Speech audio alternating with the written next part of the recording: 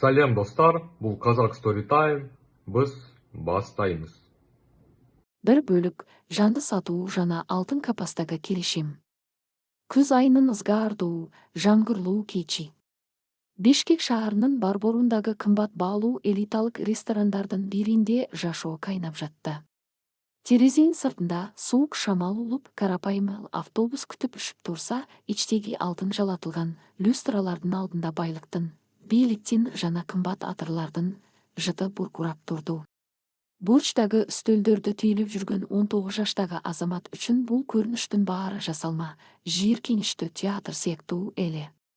Анын бою узун, даллуу, кара тору, көздөрүндө өткүр уту бар, өтө келишимдүү жигит болчу.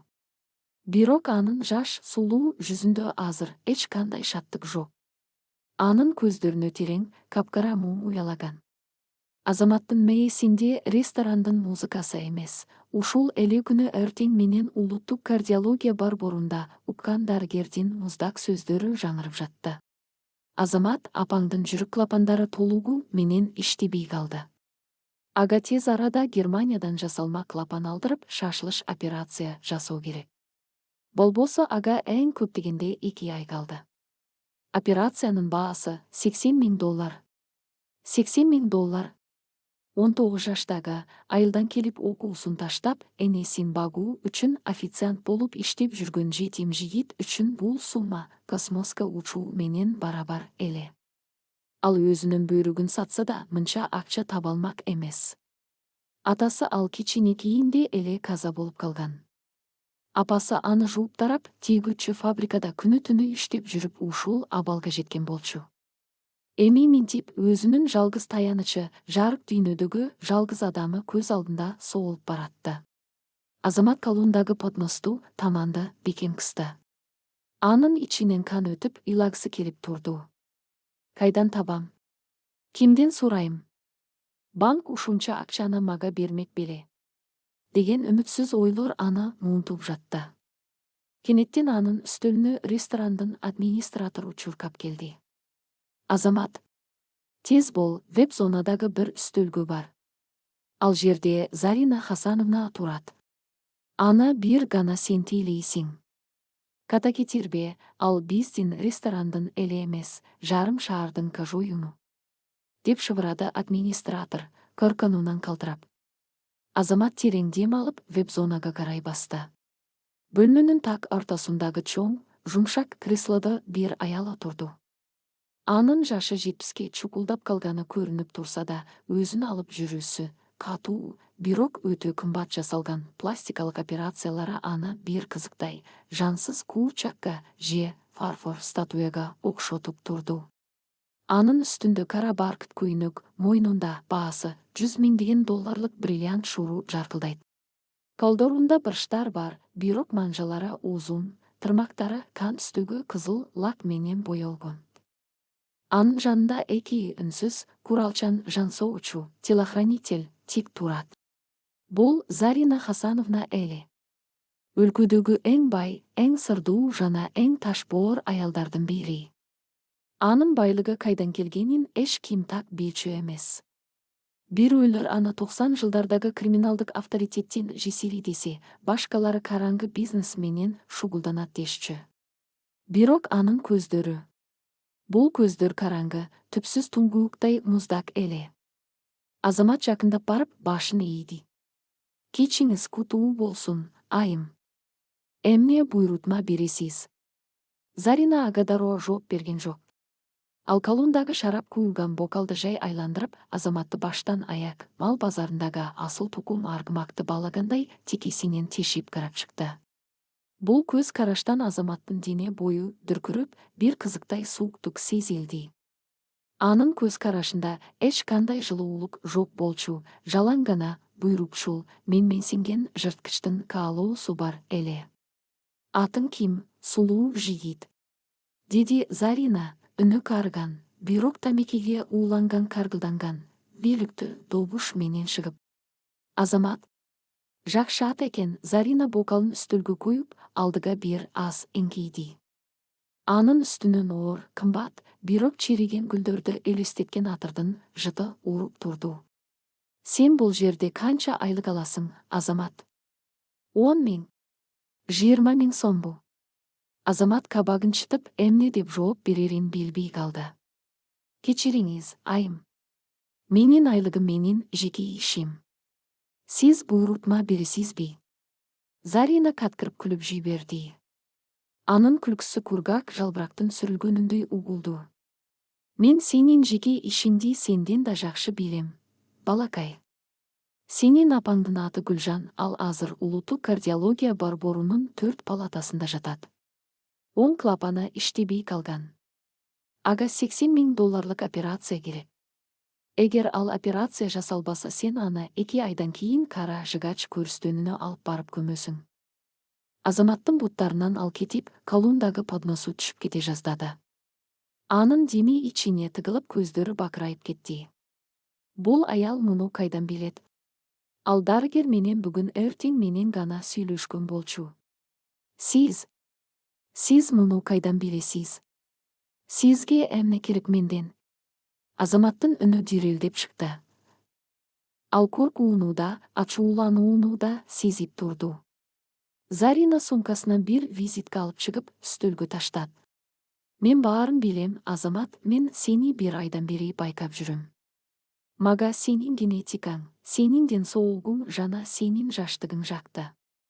Эртең менен саат 10-да ушул дарекке кел.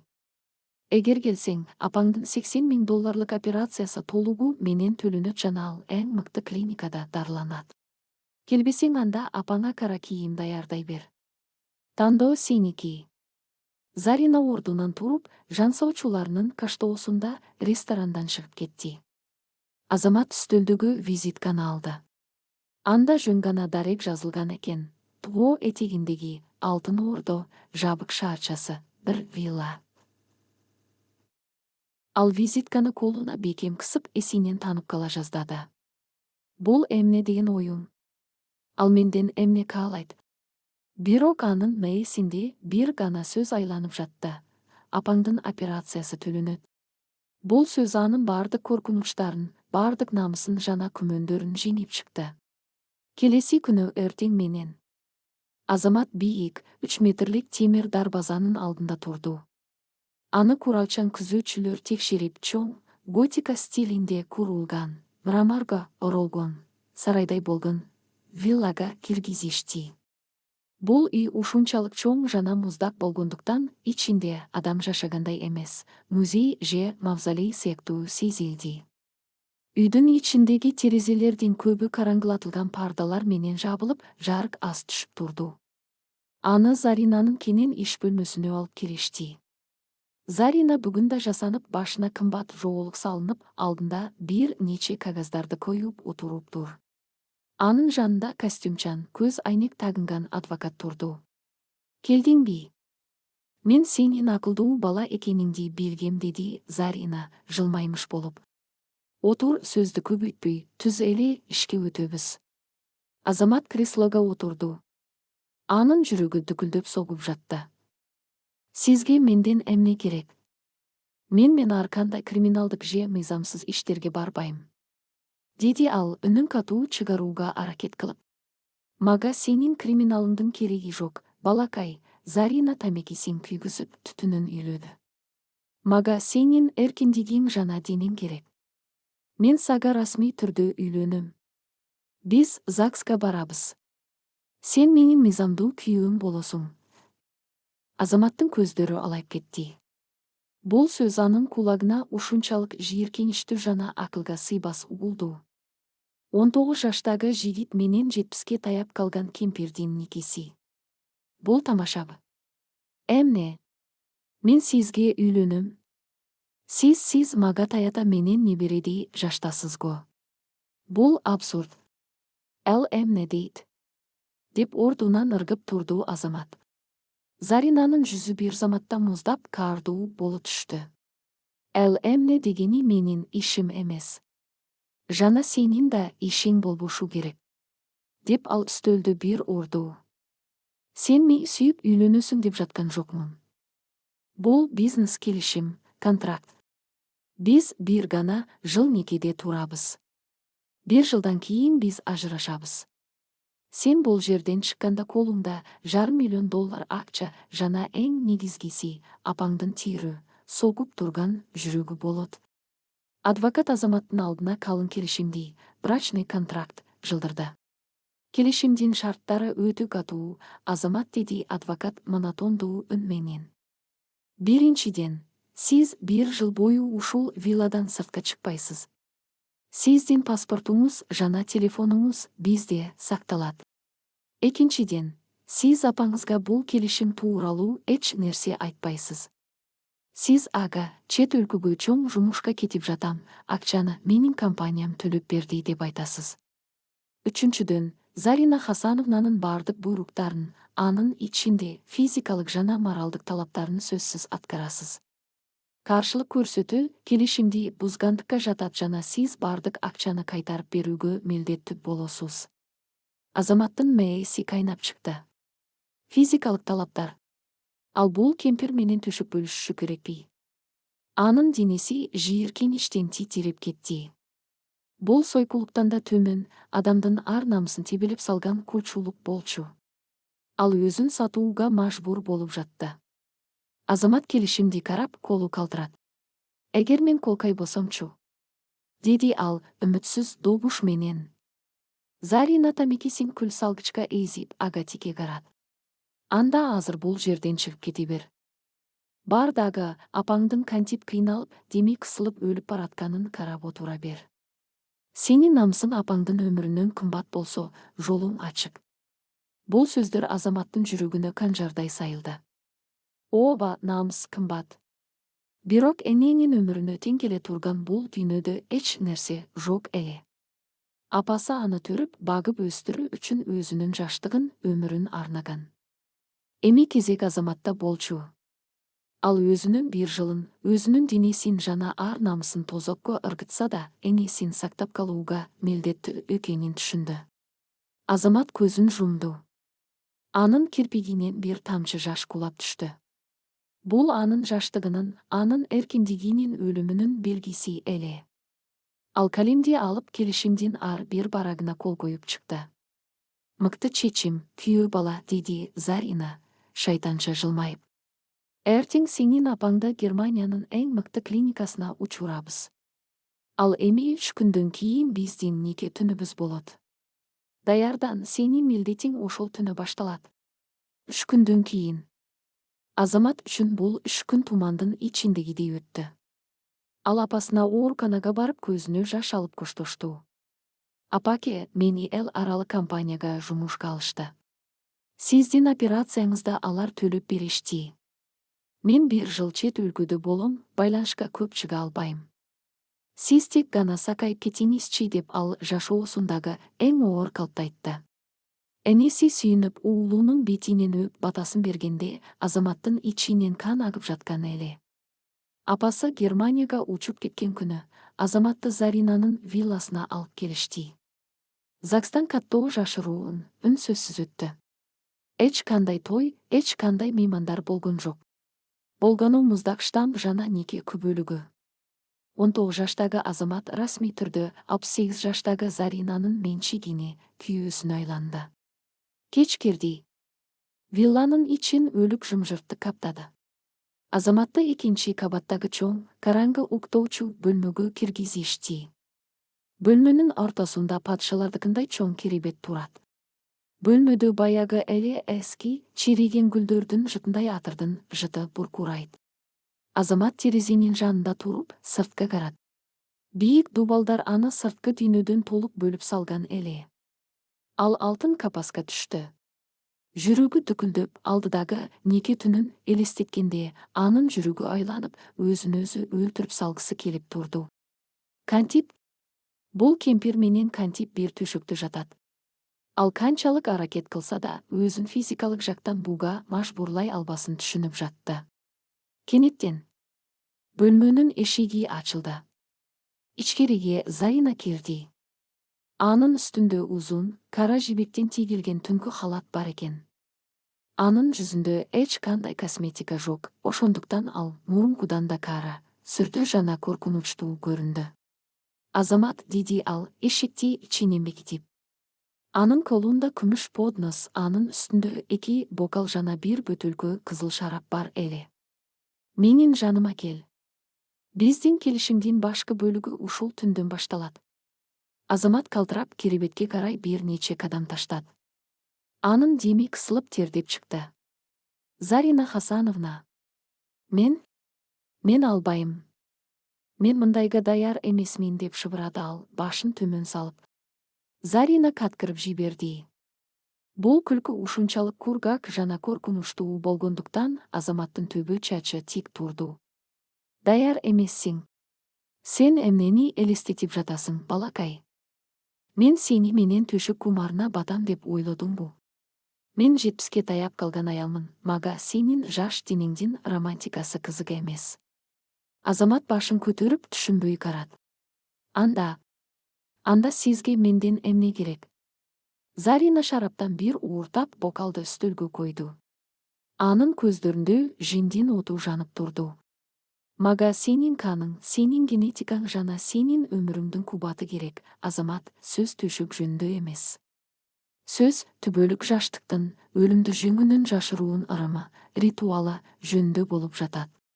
Сен мага күйөө эмес, сен мага донор болуу үчүн келдиң. Зарина халатынын чөнтөгүнөн узун, курч, жалтыраган хирургиялык скальпелди жана бир нече медициналык түтүкчөлөрдү алып чыкты. Азаматтын көздөрү бакырайып артка чегине берди. Ошондо гана ал бул келишимдин шыныгы, үрүй учурарлык сырын түшүндү. Бул жөн гана сойкулук эмес болчу. Бул караңгы оккультизм, медициналык эксперимент жана кандуу сыр менен каштолгон нагыз тозоктун өзү ээ. Анын нике түнү махабат эмес, өлүм менен жашоонун ортосундагы кандуу оюнга айланганы турду. Ал бул келишимге кол койгонуна 1000 эсе катуу өкүндү. 2 бөлүк жаштыктын уурусу жана скальпелдин муздак мизи. Бөлмөнүн ичиндеги оор, чириген гүлдөрдүн жана кымбат атырдын жыта Азаматтын демин кысып, өпкөсүнө каргошун куюп жаткансыды.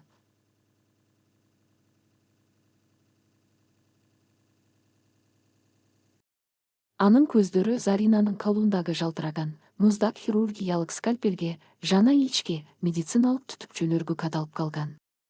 68 жаштагы аялдын жүзүндөгү жасалма, пластикалык операциядан тартылган териси шайтандын маскасындай көрүндү. Анын көздөрүндө эч кандай адамдык сезим жок болчу, жалаң гана ач көздүк, өмүргө болгон тойбостук жана кан ичердин муздак жылмаюусу бар эле. Азаматтын буттары өзүнөн өзү артка чегине берди. Анын аркасы муздак дубалга тийгенде гана ал токтоду. Жүрөгү көгүрөгүн жарып чыпчуудай болуп, каны башына чапчып жатты.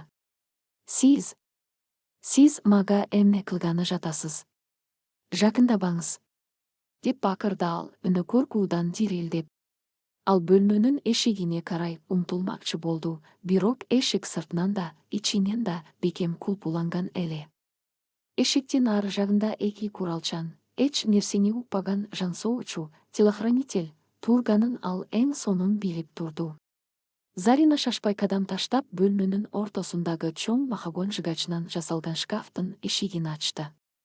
Ал шкафтын ичинде кийимдер эмес, эң акыркы үлгүдөгү медициналык аппараттар, канды тазалоочу центрифуга, жүрөктүн кагышын көзөмөлдөөчү монитор жана кан кууга даярдалган штативдер туруптур. Бул уктоочу бөлмө эмес, чыныгы жашыруун реанимациялык палата эле. Зарина шарабын үстөлгө коюп, Азаматка кайрылды. Эмнеге мынча коркосуң, балам? Мен сени союп жейин деген жерим жок, деди ал, үнүн жасалма жумшартып. Мен сага түшүндүрүп берейин. Сен экөөбүздүн ортобуздагы нике бул юридикалык гана формалдуулук. Эгер мен сенин каныңды, клеткаларыңды көчүүдөн жөн эле сатып алсам, же күчкө салып сордуруп алсам, бул криминал болуп Ал эми сен менин мыйзамдуу күйөөмсүң.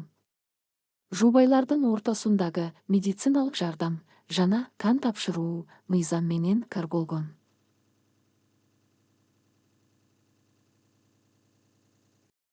Сен өз эркиң менен сүйүктүү аялыңдын ден соолугу үчүн донор болуп жатасың.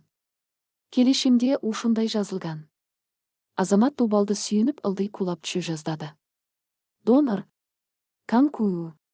Сиз вампирсизби? Зарина кургак, сөккү жеткен үнүменен каткырып күлдү.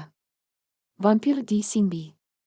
Киного көп алданба, Азамат, вампирлер жомок. Бирок медицина бул реалдуулук. Байлык адамга бардык нерсени, жада калса өлүмдү артка жылдырууну да сатып бере алат. Менин органдарым картайып, клеткаларым өлүп баратат. Мага жаш, таза, энергияга байкан керек. Сенин каныңдагы плазма, сенин өзөк клеткаларың, стволовые клетки, менин денемди кайра жашартат. Бул процедура парабиоз деп аталат. Сенин 19 жаштагы жалындуу каның менин тамырыма куюлуп, мени дагы бир нече жылга тирүү жана жаш кармап турат. Зарина скальпелди үстөлгө коюп, колуна спирт менен пахтаны, анан жоон медициналык ийнени, катетерди алды.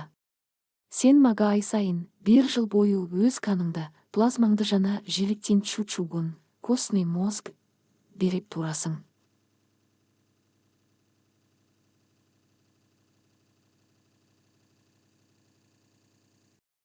Сенин милдетиң ушул. Анын ордуна сенин апаң Германияда жаңа жүрөк клапаны менен аман эсен жашап жатат. Адилеттүү соода, туурабы? Азаматтын көз алды караңгылап кетти. Желектин чучугун алуу. Бул адам чыдагыс ооруну жараткан, организмди толугу менен алсыраткан эң коркунучтуу процедура эмеспи? Ал өзүнүн денеси бул кемпирдин запастык бөлүктөрүн сактаган кампага айланганын толук түшүндү. Мен макул эмесмин. Мен мындайга кол койгон эмесмин. Сиз мени өлтүрүп коесузго? Деп жанышыра кекирди Азамат. Ал жандагы оор колодон жасалган чыракты, светильникти колуна кармап, Заринаны көздү кезенди. Жакындабаңыз. Мен азыр терезени талкалап, секирип кетем. Полицияга барам. Зарина эч кандай корккон жок.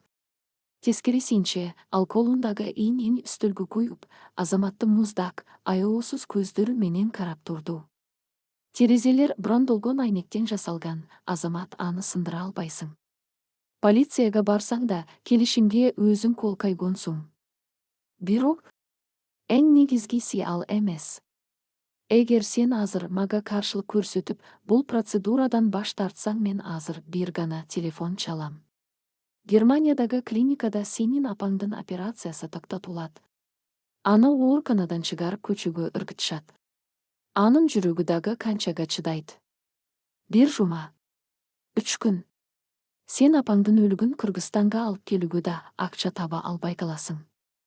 Бул сөздөр Азаматтын колундагы чыракты түшүрүп жиберүүгө мажбур кылды. Оркало чырак келемдин үстүнө үнсүз кулап түштү. Анын колунан куралгана эмес, анын бүткүл эркиндиги жана намысы кошо кулап түшкөн Апасы. Анын жалгыз энеси. Ал энесинин күлүп турган жүзүн, анын ооп, демек кысылып кыйналган түндөрүн эстеди. Азамат өзүнүн 19 жылдык өмүрүн, канын жана жаштыгын энесинин бир гана демине алмаштырууга даяр экенин билчү. Бирок бул мынчалык үрүй учурарлык болот деп эч качан ойлогон эмес. Азамат тез эле отура калды. Анын көзүнөн жаш бөлүнүп, эркектик намысы сынып, чарчаңкы үшкүрдү. Макул, деп шыбырады ал, үнү араңшыгып. Апама тийбеңиз. Эмне кылсаңыз, ошол кылыңыз. Бирок мени өлтүрүп албаңыз. Зарина жеңиштүү жылмайды. Бул шайтандын жылмаюусу эле. Ал Азаматтын жанына келип, ага колундагы кызыл шарап куюлган бокалды сунду. Ич, бул сени тынчтандырат. Ичинде күчтүү миорелаксант, булчуңдарды бошотуучу дары бар. Сен эч кандай ооруну сезбейсиң, жөн гана уктап жаткандай болосуң. Азамат бокалды калтыраган калдыруу менен алды. Кызыл шарап канга окшош эле. Ал көзүн жумуп, бокалдагы суюктукту бирдем менен ичип жиберди. Дары өтө күчтүү болчу. 5 мүнөткө жетпей Азаматтын буттарынан ал кетип, көз алдындагы бөлмө чимириле баштады. Анын тили күрмөлүп, сүйлөөгө дарманы келбей калды. Бирок мээси баарын сезип, түшүнүп турду. Бул эң коркунучтуу абал эле, денең шал болуп жатса да, акылың сенин кантип союлуп жатканыңды көрүп турганы. Зарина аны сүйрөп барып, медициналык аппараттардын жанындагы атайын кушеткага жаткызды. Азаматтын көздөрү жарым-жартылай ачык, бирок ал колун да, бутун да кыймылдата алган жок. Кемпир өзүнүн халатын чечип таштады. Азаматтын көзүнө Заринанын карыган, бырш баскан, веналары сычып кеткен коркунучтуу денеси көрүндү. Зарина медициналык маелейлерди, перчатка кийип, Азаматтын оң колунун тамырына жоон ийнени сайды. Ийне тамырды тешип киргенде, Азаматтын мээсинде ток ургандай оору пайда болду, бирок ал онтойда албады. Андан соң Зарина ошол ийнеге туташкан түтүктү центрифуга аппаратына улап, экинчи учун өзүнүн тамырына сайды. Аппараттын кыймылдаткычы акырын ызылдап иштей баштады. Выжж. Выжж. Бул үн бөлмөдөгү өлүм жымжырттыгын бузуп, Азаматтын кулагына тозоктун добушундай угулду. Ал тунук түтүкчөдөн өзүнүн көчкул кызыл, жапжаш, энергияга толгон каны кантип соорулуп, аппарат аркылуу өтүп, Заринанын карарган, картайган тамырларына куюлуп жатканын өз көзү менен көрүп жатты. Азаматтын көзүнөн жаш сызылып агып жатты. Ал өзүнүн жашоо кубаты, анын 19 жылдык жаштыгы ушул аппарат аркылуу соорулуп, 68 жаштагы желмогузга берилип жатканын сезип турду. Заринанын жүзү кан куюлган сайын өзгөрүп, анын дем алышы тереңдеп, көздөрүндөгү жансыздык жогулуп, кадимкидей кубатка толуп жаткансыды. Бул нагыз медициналык вампиризм эле. 1 сааттан кийин Азаматтын денеси толугу менен муздап, жүрөгү алсырап сого баштады. Дарынын таасириби же кан жоготкон домбу, Айтор, анын көз алды караңгылап, ал терең, өлүмдөй муздак уйкуга, эстен таанууга кетип баратты. Эң акыркы көргөнү Заринанын канга тойгон ач көздөрү жана анын шайтанча жылмайган жүзү болду. Таң атты. Азамат көзүн ачканда, бөлмөнүн ичиндеги оор пардалардын арасынан күн нурунун ички тилкеси түшүп турган экен. Анын башы жарылып кетчүдөй ооруп, оозу кургап, бүтүн денеси жанчылып калгандай сыздап жатты. Ал ордунан турууга аракет кылды, бирок буттары өзүн укпай, керебеттен ылдый кулап түштү. Анын оң колундагы тамырдын тушунда чоң, көгөргөн так жана пластыр чапталыптыр. Ал өзүн ушунчалык бош, ичиндеги жаны соорулуп калгандай алсыз сезди. Кечээки 19 жаштагы кайраттуу, күчтүү жигиттин ордунда бүгүн каны качкан, өң кубарган, ооручан адам отурган эле. Бөлмөдө Зарина жок болчу. Медициналык аппараттар салынган шкаф да бекем жабылыптыр. Тумбочканын үстүндө күмүш поднос, анда кымбат баалуу кара икра сүйкөлгөн бутерброддор, таза нар ширеси жана бир ууш витаминдер менен темир, железо препараттары коюлган экен. Анын жанында кичинекей кагазда Заринанын кол жазмасы турат. Жакшы уктап турдуңбу, жаным? Тамакты толук жеп, дарыларды ич. Сенин каның тез калыбына келиши керек. 1 жумадан кийинки сеанс болот. Терезеге жакын барба. Бүгүн кечинде жолугабыз. Азамат кагазды мыжыгып ыргытып жиберди. 1 жумадан кийинки сеанс. Бул кемпир аны 1 жыл бою ушинтип соруп, анан кургап калган сөөгүн гана чыгарып таштайбы. Азаматтын ичинде үмүтсүздүк жана ачуулануу пайда болду. Ал бул алтын капаста өлгүсү келген жок.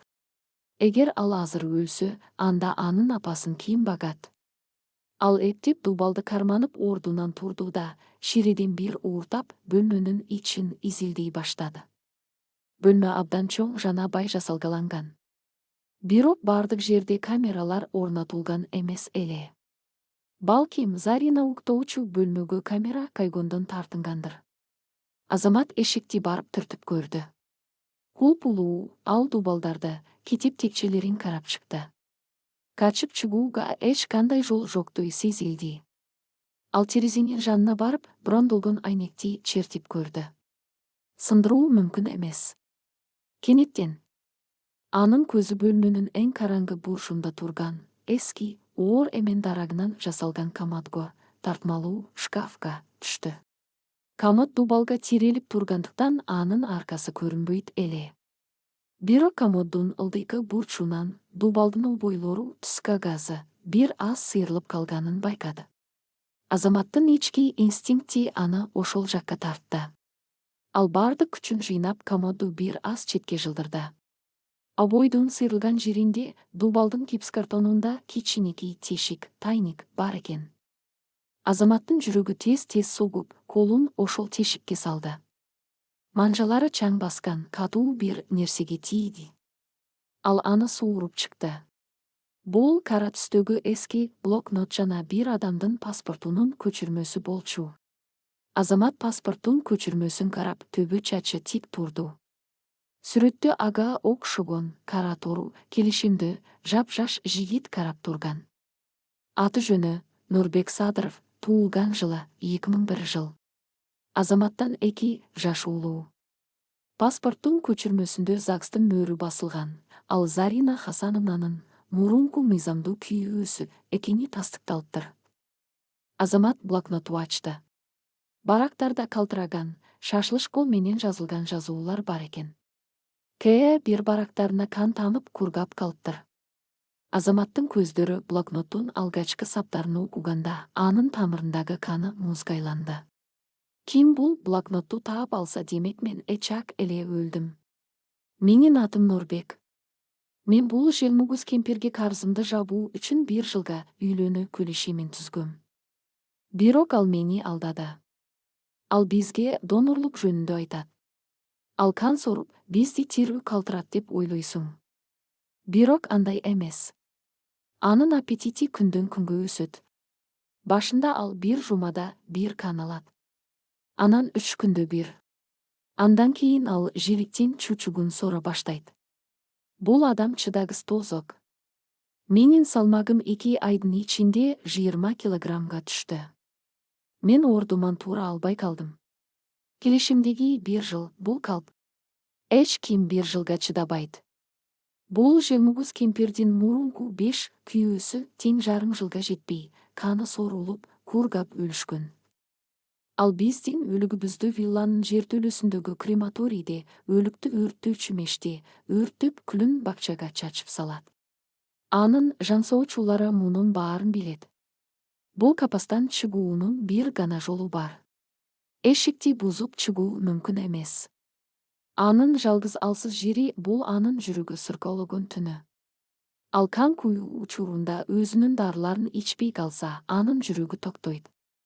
Бирок мен өтө алсызмын, каршылык көрсөтө албадым. Эгер сен муну окуп жатсаң, досум качпа, аны менен согуш. Антпесең, сени да менин тагдырым күтүп турат. Мен эртең өлөмгө деп ойлойм. Блокноттун акыркы барагы ушул сөздөр менен үзүлүп, аягына кандын тактары тамып калыптыр. Азамат блокнотту колунан түшүрүп жиберди. Анын деми кысылып, дубалды сүйүнүп калды. Анын көз алдында бөлмө эмес, өзүнүн жакында кургап, өрттөлүп кете турган көрүстөнү, могиласы айланып жатты. Заринанын айткан 1 жылдык келишими жөн гана куруу сөз. Ал эми апасынын операциясы үчүн берилген акча анын өлүмүнүн алдын ала төлөнгөн баасы экен.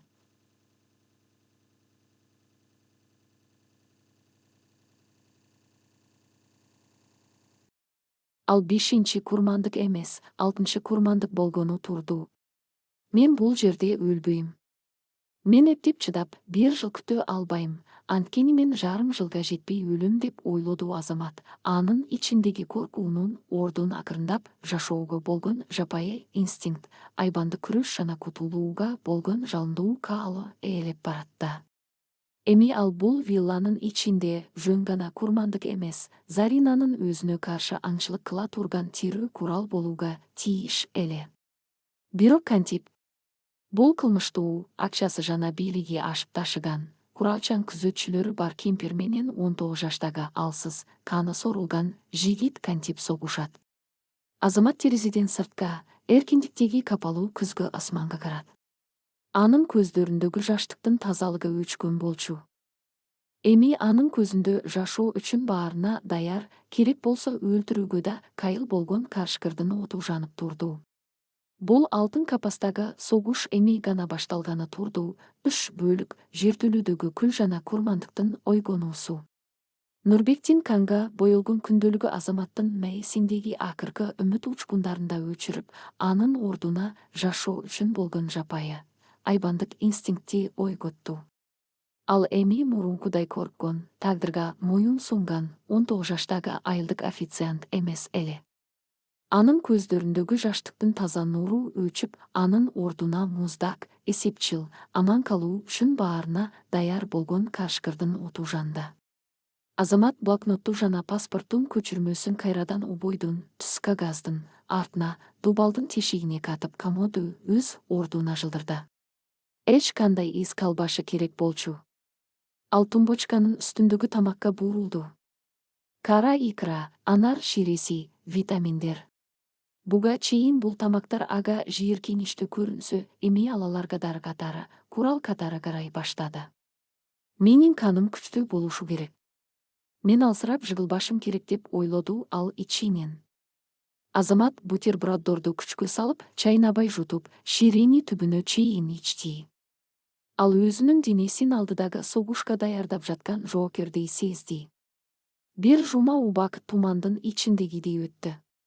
Бул күндөрү Зарина бөлмөгө сейрек кирчү. Кирген күндөрү да Азаматка жем түшкөн жүргүмүштүй карап, анын тамырларын, өңүн текшерип турду. Азамат өзүнүн ролун мыкты аткарды. Ал Заринага каршы сүйлөбөдү, көзүнө тике карабат. Өзүн толугу менен сынган, тагдырына моюн сунган, эрки жок кулдай алып жүрдү. Зарина анын бул моюн сунуусуна ыраазы болуп, күзөтчүлөргө эшиктин кулпусун күндүзү ачып коюуга уруксат берди. Бирок коридордун эки башында куралчан эки жансоочу, телохранитель күнү-түнү нөмөттө турушчу. Бир жумадан кийин кечинде экинчи сеанс башталды. Бөлмөнүн эшиги ачылып, Зарина кирди. Азаматтын денеси муздап кетти. Бир жума мурунку кемпирдин ордунда азыр жүзүнө кан жүгүргөн, көздөрү жалтыраган, терисиндеги бырыштары бир аз жазылып, энергияга толгон аял турду. Азаматтын каны ага чындап эле жаштыктын эликсириндей таасир эткен эле. Бул көрүнүш Азаматтын ичин жийиркеничтен аңтарып жиберди, бирок ал тишине басып, жылмаймыш болду. Даярсыңбы, менин алтын донорум? Деди Зарина медициналык шкафты ачып жатып. Ооба, Зарина Хасановна, мен сиз үчүн баарына даярмын. Менин апамдын абалы кандай? Деди Азамат, үнүн барынча жумшак жана алсыз чыгарып. Апаң Германияда, кымбат палатада жатат. Операциясы ийгиликтүү өттү. Клапанды алмаштырышты. Эми ал сенин канчалык тил алчаак экенинин көз каранды. Зарина шкафтын электрондук кулпусун, кодун тере баштады.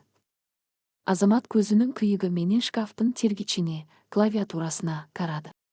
Зарина анын карап турганын байкабасын деп ал башын жерге салып, бирок кирпиктеринин арасынан көзү мөлдөп турду.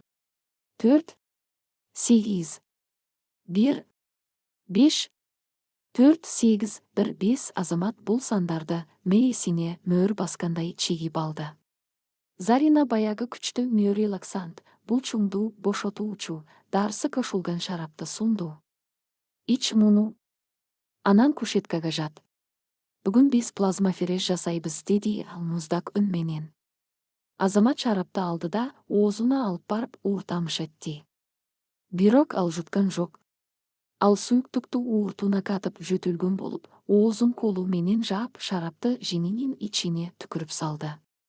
Бактыга жараша бөлмөдө жар күңүрт болгондуктан Зарина муну байкаган жок.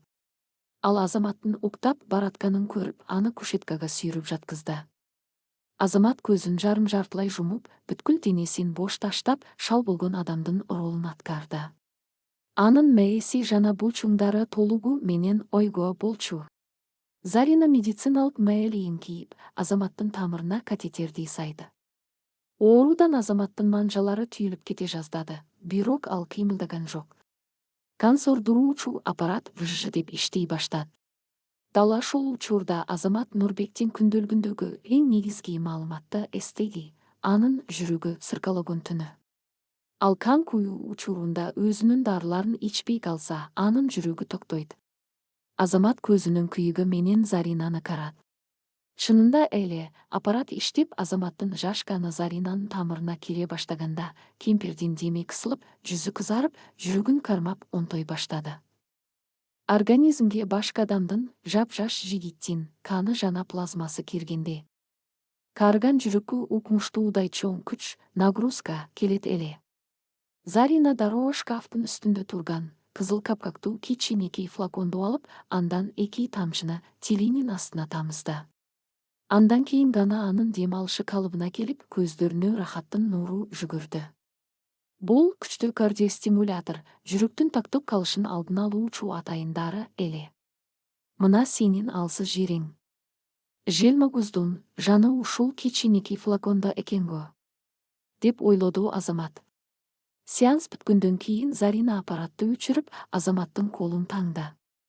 Азамат шал болгон абалда кыймылсыз жата берди. Зарина бөлмөнүн жарыгын өчүрүп чыгып кетти. Эшиктин кулпусу чырт этип жабылганда, Азамат ордунан ыргып турду. Анын башы айланып, көз алды караңгыласа да, ал көп кан жоготкон. Денесинде шараптын уусу жок болгондуктан, ал өзүн башкара алды. Ал медициналык шкафка чуркап барып, кодун терди. 4815. Шкафтын эшиги үнсүз ачылды. Ичинде ондогон дарылар, шприцтер, скальпелдер жатты. Азамат баягы кызыл капкактуу флаконду тапты. Ал дарынын атын жана формасын эсине бекем сактап калды. Анан ал экинчи текчеден Зарина ага берип жүргөн бучуңдарда шалкылуучу түссүз дарынын, миорелаксанттын ампулаларын көрдү. Экөөнүн сууктугу бирдей, таптакыр түссүз, суудай тунук экен. Кийинки сеанста мен сенин жүрөк дарыңды ушул шалкылуучу дары менен алмаштырам. Сен өзүңдүн куралыңдан өзүң өлөсүң, деп Азамат тишин кайрап шкафты кайра бекитип койду. 2 күндөн кийин. Түнкү саат 3. Вилланын ичине өлүк жымжыртык чөккөн. Азамат уктоочу бөлмөсүнүн эшигин акырын түртүп көрдү. Кулп уланбаптыр. Ал биринчи жумадагыдай каркпой калгандыктан Зарина күзөтчүлөргө бул байкуш ордунан туура албайт деп эшикти ачык калтыртып койгон эле. Азаматтын максаты вилланын ичин изилдөө, күзөтчүлөрдүн графигин билүү жана эң негизгиси Нурбектин блокнотунда жазылган жертөлөдөгү крематорийди өз көзү менен көрүү болчу. Эгер ал жерде чындап эле мурунку 5 күйөөсүнүн сөөгү өрттөлгөн болсо, бул Заринаны биротоло жок кылууга же жок эле дегенде аны шантаж кылууга эң күчтүү далил болмок. Азамат бут кийимин чечип, байпакчан үнсүз коридорго чыкты. Ал коридордун бурчунан ылдыйкы кабатты карат. 2 куралчан күзөтчү биринчи кабаттагы чоң холлдо диванда уктап жатышкан. Телевизордун үнү акырын чыгып турду. Азамат дубалга жабышып тепкичтер менен көлөкөдөй ылдый түштү. Анын ар бир кадамы абада калкып бараткандай жеңил эле. Жүрөгү тамагына кептелип турса да, ал демин ичине катып холдон өтүп кетти. Ал жертөлөгө, подвалга түшүүчү тепкичти тапты. Ал жакта жарык өчүрүлгөн, оор темир эшик турат. Эшик кадолгон, код коюлган эмес, жөн гана калың темир илгич менен илинип туруптур. Зарина бул үйдө өзүнөн башка эч ким жертөлөгө түшүүгө батынбайт деп ушунчалык ишенчү экен. Азамат илгичти акырын көтөрүп, оор темир эшикти өзүнө тартты. Эшик майланбагандыктан бир аз чийик этип үн чыгарды. Азамат катып калды. Жогору жактан күзөтчүлөрдүн бири жөтөлүп, ары оодарылып жатты. Баары тынч. Ал жертөлөнүн ичине кирип, телефонунун фонаригин эң алсыз жарыкка күйгүздү. Бөлмөнүн ичинен нымдын, химиялык заттардын жана адамдын жүрөгүн айнткан, сөккү чейин жеткен коркунучтуу жыт, күйгөн эттин жана күлдүн жыты уруп турду. Азаматтын деми кысылып, кускусу келип кетти. Ал мурдун көйнөгүнүн жеңи менен жаап, алдыга кадам таштады. Бөлмөнүн так ортосунда чоң, өнөр жайлык мешке окшогон темир крематорий, сөк өрттөөчү печ туруптур. Анын мору дубалды тешип, сыртка чыгып кетиптир. Печтин жанында күрөк жана бир нече кара пластик каптар, мусорный мешки жатат. Бул Нурбектин сөздөрү 100% чындык экенин далилдеди. Бул вилла байлыктын ордосу эмес, кылмыштын, адам союунун жана өлүктөрдү жок кылуунун жашыруун фабрикасы болчу. Азамат фонаригин бөлмөнүн бурчуна бурду. Ал жерде темир стеллаж текче турат. Текченин үстүндө 5 даана кичинекей, кара түстөгү урна, күл салынган кутуча тизилип туруптур. Ар бир урнанын сыртында кагазга жазылган сымдар жана даталар чапталган. 1 Руслан 2018 жыл. 2 Бекзат 2019 жыл. 3 Алишер 2021 жыл. 4 Тимур 2022 жыл. 5 Нурбек 2023 жыл. 5 жаш жигит. 5 тагдыр. Алардын ар бири Заринанын байлыгына же анын медициналык жардамына алданып келип, каны сорулуп, курга бөлүп, акыры ушул темир меште күлгө айланышкан.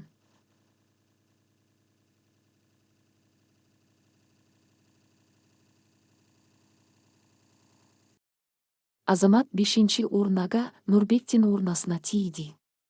Анын колу калтырап кетти. Эгер ал азыр эч нерсе кылбаса, 6 урнада анын күлү жатаарына шек жок эле. Текченин ылдый жагында чоң пластик куту, контейнер бар экен. Азамат аны ачып караганда, ичинен маркумдардын жеке буюмдары чыкты. Сааттар, күмүш шакектер, паспорттордун калдыктары жана Нурбектин күндөлүгүндө жазылган айрым буюмдар.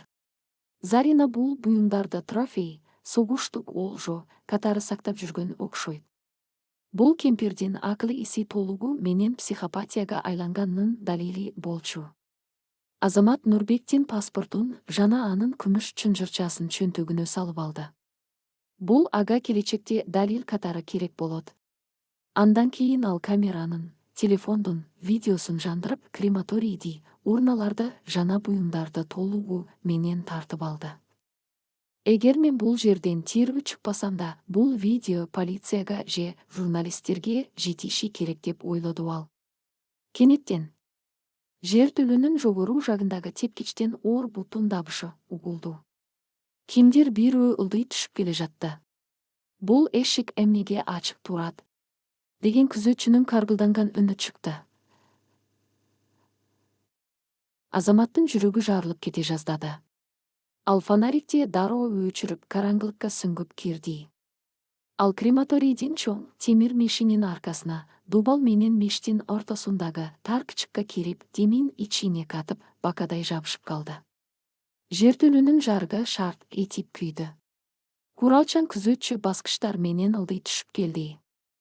Анын колунда чоң фонарик бар эле.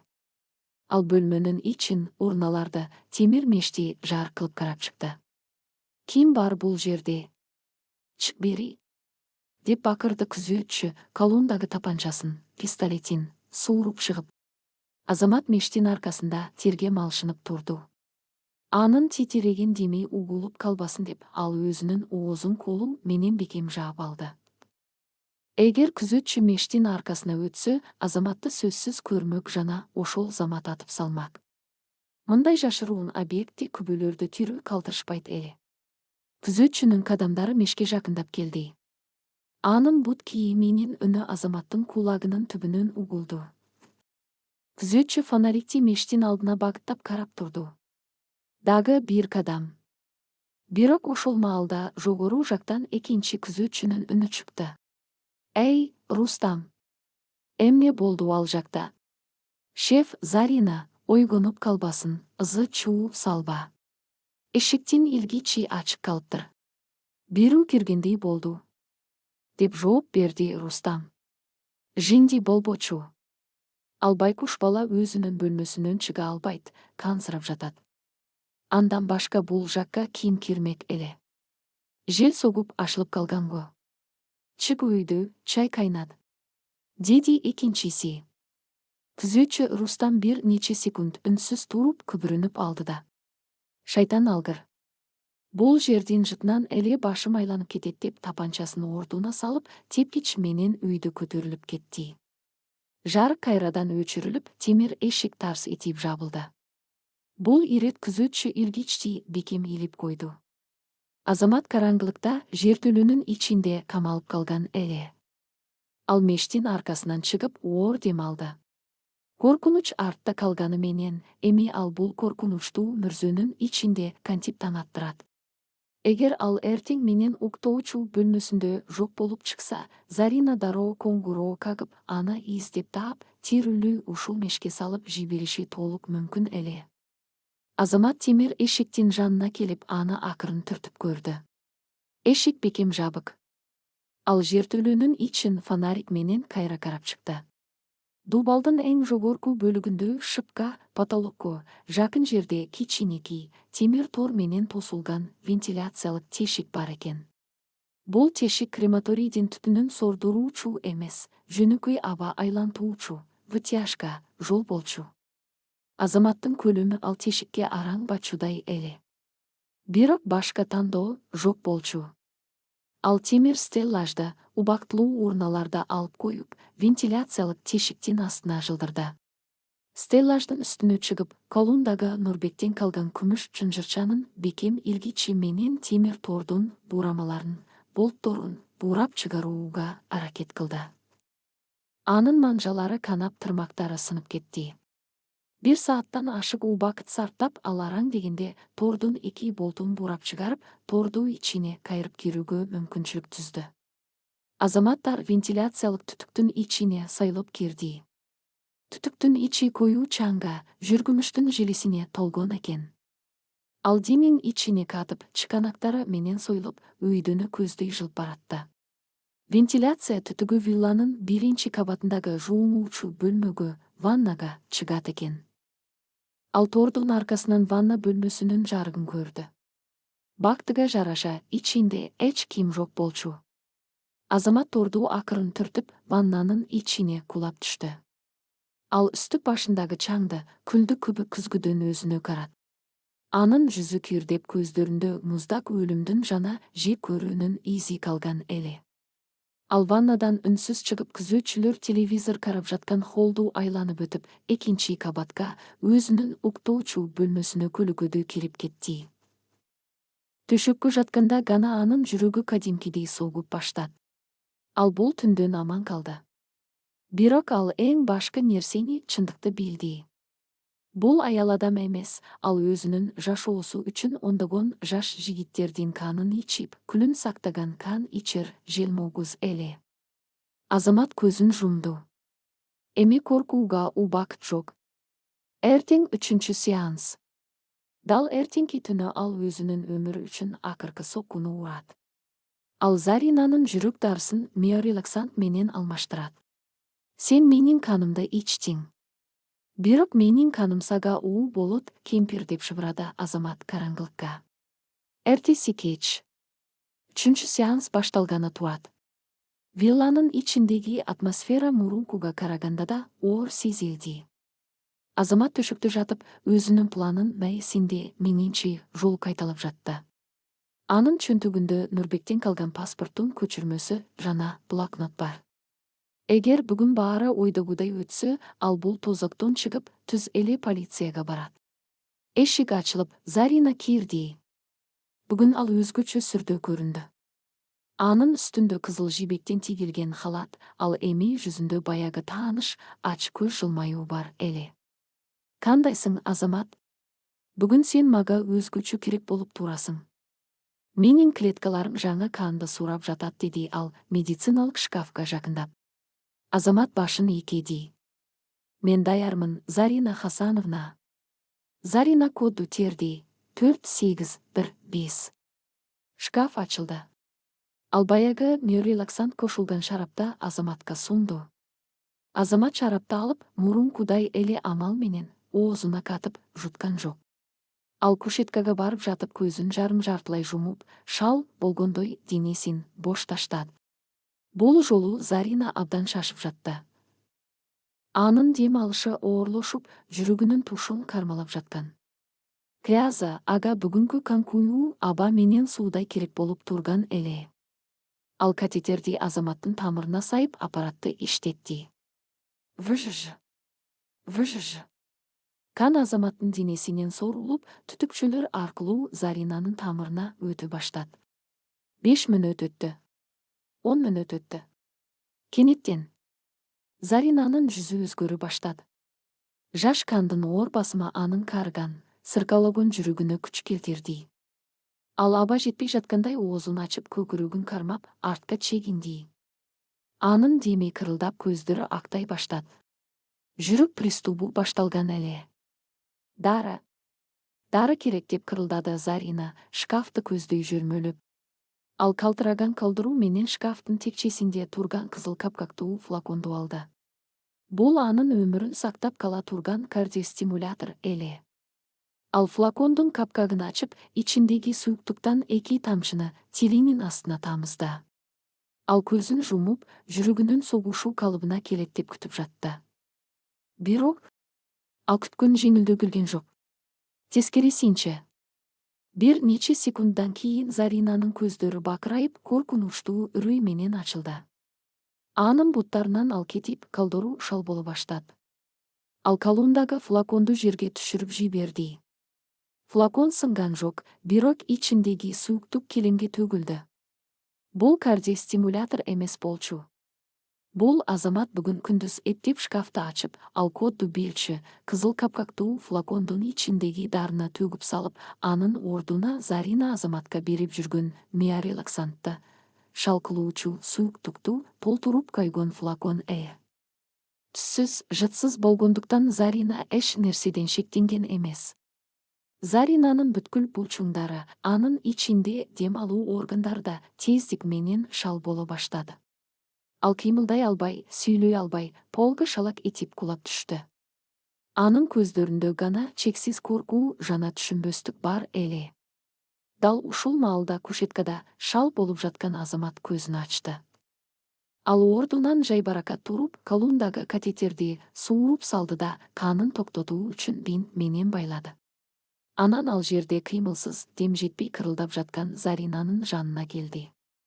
Заринанын көздөрү Азаматты көргөндө, анын акуяны толук түшүнгөнү билинип турду. Бул бала аны алдаган. Ал шал болгон эмес. Ал өлүм тузагын кемпирдин өзүнө койгон эле. Заринанын көз карашында жалынуу, жардам суроо бар болчу.